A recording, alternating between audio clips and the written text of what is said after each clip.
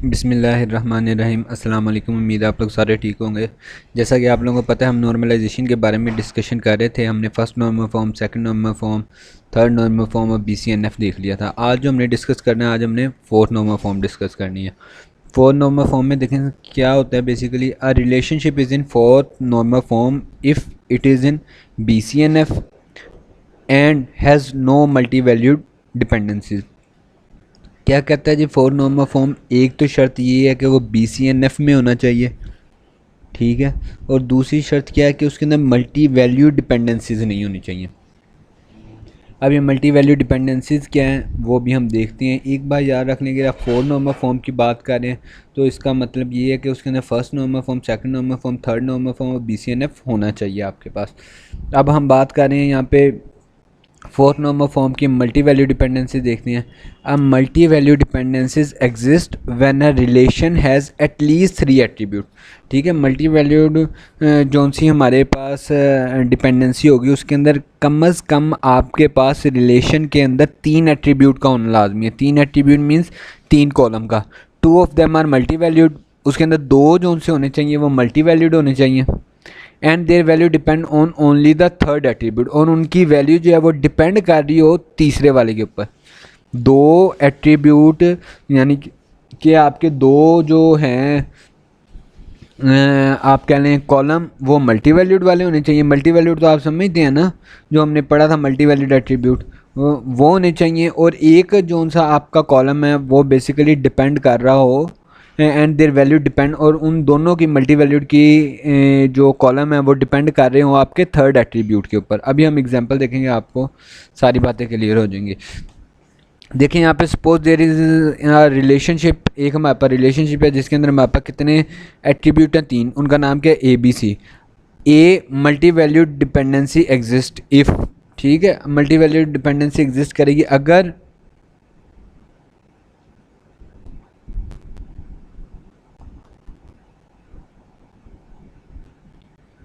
अगर क्या होगा कि ए जो है आपका कॉलम वो फाइंड आउट कर रहा हो मल्टीपल वैल्यू ऑफ बी।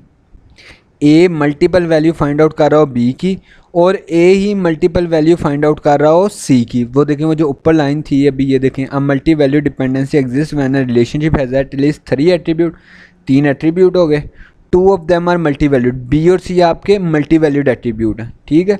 और and their value depend on only the third attribute, और इनकी वैल्यू डिपेंड कर रही है इस थर्ड वाले ए के ऊपर, ठीक है। ए डिटरमाइन कर रहा है बी को और ए डिटरमाइन कर रहा है सी को, और बी और सी क्या है? Multi valued attribute. अब वो कहता है B and C are independent of each other, ये दोनों बेसिकली इंडिपेंडेंट है, इनका आपस में कोई रिलेशन नहीं। ये नहीं है कि बी डिपेंडेंट है सी पे या सी डिपेंडेंट है बी पे। तो फॉर एग्जांपल देखें, the following relationship has multiple valued. Student ID 100 है, सब्जेक्ट मैथ भी है, अकाउंटिंग भी है, मैथ पढ़ है, साथ में अकाउंटिंग है। उसके बाद उसका इंटरेस्ट देखें, रीडिंग रीडिंग, टेनिस टेनिस। ये 100 हमारे पास, यानी कि ये वाली जो ID है उसके अक्रॉस हमारे पास मल्टी वैल्यूड आ रही है। यानी कि 100 के सब्जेक्ट कितने देखें, एक मैथ हो गया, एक अकाउंटिंग हो गया, यानी कि 2 सब्जेक्ट हैं और 2 ही उसके इंटरेस्ट है। लेकिन जब हम इसके कम्बिनेशन बनते हैं तो 4 टपल बन जाते हैं। यानी कि अब देखें, ये जो मल्टी वैल्यूड एट्रीब्यूट हैं, ये मल्टी वैल्यूड एट्रीब्यूट हो गए ना 100 के। देखें, रीडिंग भी है, टेनिस भी है, ये दोनों सब्जेक्ट और इंटरेस्ट इंडिपेंडेंट हैं। वो दोनों एक दूसरे पे डिपेंड थोड़ी कर रहे हैं कि सब्जेक्ट डिपेंड करता है कि इसका इंटरेस्ट किस तरह, या इंटरेस्ट डिपेंड कर रहा है सब्जेक्ट किस तरह का है। अब देखें यहाँ पे भी वो यही बात बताता है, कहता है in the above example a student can study many subjects and can have many interests. There are 4 record of the student ID 100. This is because we have to use all possible combination of subject and interest to make it clear that a student with any subject can have any interest. ठीक है, यानी कि हमने combination दोनों के बनाए हुए हैं, तो इस वजह से हमारे पास 4 टपल क्रिएट हो रहे हैं जिसके अंदर सब्जेक्ट और इंटरेस्ट का हमने आप कह लें कि वो क्या कहते हैं आप, कम्बिनेशन की मदद से हमने ये 4 टपल क्रिएट किए हुए हैं। Otherwise it would appear that reading can only occur with math and tennis can occur only with accounting. तो अब आगे देखें, multi value dependency are written as student. देखें कौन कौन किसके ऊपर, स्टूडेंट ID सब्जेक्ट के ऊपर मल्टी वैल्यूड, डबल एरो लगा देंगे आपकी, ये मल्टी वैल्यूड है हमारे पास सब्जेक्ट। उसके बाद student ID multi valued interest पे। अनोमलीज क्या है हमारे लिए, मसला क्या है, कहता है suppose student ID 100 decide to take an other course. 100 जो आईडी है कोर्स जिसका रोल नंबर है वो कहता है जी मैंने एक और कोर्स लेना है इकोनॉमिक्स का, another course economics, it require the addition of 2 tuples, one with combination of reading and one with combination of tennis. यानी कि क्योंकि उसके 2 हॉबीज़ हैं, मल्टी वैल्यूड हैं, उसकी हॉबीज़ तो 2 हैं, तो आपको वो सब्जेक्ट इंटर करने के लिए भी उसकी 2 हॉबीज़ को कम्बिनेशन बना के चलना पड़ेगा, सब्जेक्ट और इसका। वही बात है ना, ऊपर भी देखें हमने यही काम किया है, अकाउंटिंग के साथ भी रीडिंग लिखा, फिर टेनिस लिखा, मैथ के साथ भी रीडिंग और टेनिस लिखा। क्यों लिखा है, क्योंकि उसका ये मल्टी वैल्यूड है, ओके है, और ये भी हमारे पास मल्टी वैल्यूड ही है।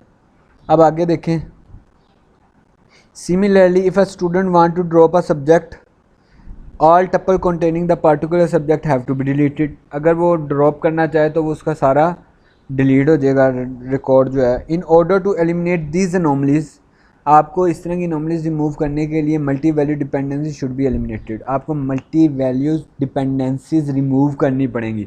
रिमूव किस तरह करते हैं, हम नॉर्मलाइजेशन में बारहा देख चुके हैं कि हम डिकम्पोजिशन कर देते हैं, हम टेबल को डिवाइड कर देते हैं। It can be done creating 2 relation, वही बात जो मैंने आपको भी बताई कि हम टेबल को डिवाइड कर देंगे। हमने टेबल को कितने हिस्सों में डिवाइड कर दिया, 2 में। Each relation will contain data for only 1 multi valued attribute. अब देखें 100 जो है वो सिंपल एक वाले की मल्टी वैल्यूड लेगा, सब्जेक्ट की देखें वो ले रहा है, सब्जेक्ट हो गए 100 अकाउंटिंग पार्ट है, ये मल्टी वैल्यूड है, उसने एक ही लिया, वो साथ इंटरेस्ट नहीं ले रहा, क्योंकि अगर वो इंटरेस्ट लेता है उसको डबल टप्पल ऐड करने पड़ते हैं। जबकि देखिए स्टूडेंट हमने वो इंटरेस्ट का टेबल बनाया, उसके अंदर हमने सिंपल एक रखा है, ठीक है, रीडिंग टेनिस जॉगिंग।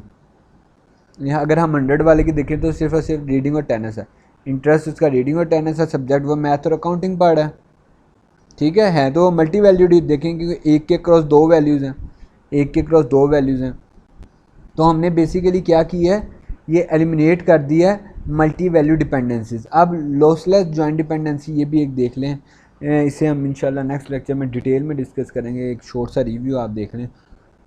जब हम नॉर्मलाइजेशन में क्या करते हैं, डिकम्पोजिशन करते रहते हैं, अपने टेबल को डिवाइड करते रहते हैं, ठीक है, डिवाइड करते रहते हैं और लास्ट में हम क्या कहते हैं, हम इन्हें ज्वाइन करते हैं।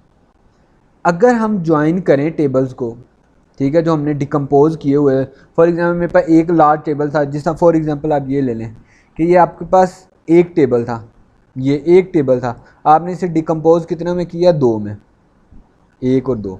अब मैं इन दोनों को जब कंबाइन करूं, ठीक है, इन दोनों को कंबाइन करूं तो मेरे पास यही टेबल बनना चाहिए, ये वाला, ठीक है, यही वाला आपका टेबल बनना चाहिए। अगर टेबल ये वाला, तो इसे हम कहेंगे लॉसलेस जॉइंट डिपेंडेंसी, ठीक है, यानी कि कोई हमारा डाटा लॉस नहीं हुआ, ठीक है। लॉस से मुराद क्या कि हमारे पास एक टपल ही डिलीट हो गया। यहाँ पे देखें कितने टपल थे, 1 2 3 4 5, 1 2 3 4 5, 5 टपल थे, लेकिन जब हमने दोबारा उसे डिकम्पोज करने के बाद कंबाइन किया तो 4 टपल रह गए, तो लॉस हो गया डाटा। या ऐसा हो कि यहाँ पे हमारे पास 5 टपल थे, लेकिन जब हमने कंबाइन किया तो हमारे पास 8 टपल हो गए, ठीक है।